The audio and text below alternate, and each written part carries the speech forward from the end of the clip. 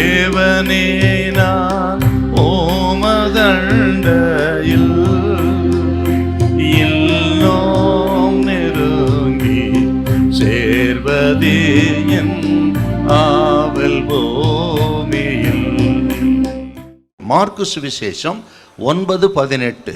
அது அவனை எங்கே பிடித்தாலும் அங்கே அவனை அலைக்கழிக்கிறது. அப்பொழுது அவன் நுரைத்தள்ளி பல்லை கடித்து சோர்ந்து போகிறான்.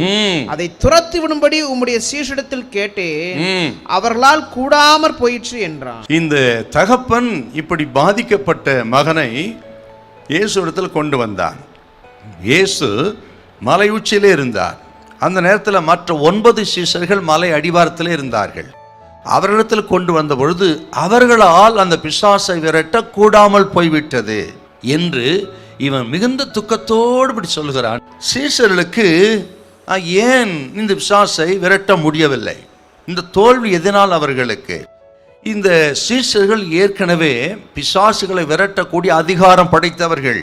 இயேசு அந்த அதிகாரத்தை கொடுத்திருந்தாராம். மட்டுமல்ல, அந்த அதிகாரத்தை பயன்படுத்தி பிசாசுகளை துரத்தியும் இருக்கிறார்கள். ஆனால் இந்த இடத்துல அந்த பிசாசை துரத்த முடியாமல் போய்விட்டது. அந்த வல்லமையை இழந்தவர்களாய் அவர்கள் இருக்கிறார். பார், இவர்கள் தோல்விக்கு என்ன காரணம்னா, ஆக இவர்களுக்கு ஜெபம் இல்லை, உபவாசம் இல்லை என்று ஆண்டவர் சொல்லுகிறார்.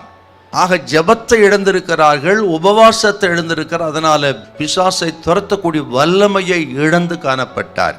அருமையானவர்களே, இன்னைக்கு ஆண்டவர் சொல்லுகிறார், ஆக ஜெபமும் உபவாசமும் போயிருச்சுன்னா நமக்கு இருக்கிற எல்லா வல்லமையும் போயிடும். பிசாசை எதிர்த்து நிற்க நம்மால் கூடாது, பிரச்சனைகளை எதிர்த்து நிற்க நம்மால் கூடாது. ஆகவே மறுபடியும் நீங்க ஜெபத்துக்கு உபவாசத்துக்கும் திரும்பணும். பாருங்க, சீஷர்கள் இந்த வல்லமை இழந்து தோற்று போனதுனால கொண்டு வந்த இந்த குமாரனுடைய தகப்பனுக்கு இந்த விசுவாசம் போயிருச்சான். நீங்க மார்க் 9:22 வரும்போது விசுவாசத்தோடு தான் வந்தான், ஆண்டவர் செய்வார்னு. இப்ப என்ன சொல்ல, ஏதாகிலும் செய்யக்கூடுமா? இருக்கிற விசுவாசம் போயிருச்சு. பாருங்க, ஆக சீஷர்களின் இந்த தோல்வி இவன் விசுவாசத்தை குறைத்து விட்டது. மட்டுமல்ல, ஆண்டவர் நாமமும் அங்க தூஷிக்கப்படுது. பாருங்க, விசுவாசிகளின் தோல்வி. ஆக நமது அவிசுவாசம், நமது ஜபமில்லாத வாழ்க்கை, ஆண்டவர் நாமம் தூஷிக்கப்படும். அவருடைய ஆட்சி கெட்டு போகிற அளவுக்கு காரியங்கள் நடக்கும். அப்படி நடவாதபடிக்கு தேவ ஜனம் மறுபடியும் ஜபத்துக்கு உபவாசத்துக்கு திரும்பும்படி தேவன் நம்மை அழைக்கிறார். கர்த்தரம் கொடுத்த விசுவாசத்தை நீங்க யூஸ் பண்ணணும், நடைமுறை கொண்டு வரணும். பாருங்க, ஆகவே ஜெபிங்க, விசுவாசிங்க. சின்ன விசுவாசமா இருந்தா உறுதியா நீங்க நம்பணும். ஆண்டவர் நம்புங்கள், ஜெபிங்க, அவரை விசுவாசிங்க. ஒரு அற்புதத்தை இந்த நாளிலே கர்த்தர் செய்வார். கர்த்தர் கைவிட மாட்டார். ஹல்லேலூயா, ஹல்லேலூயா.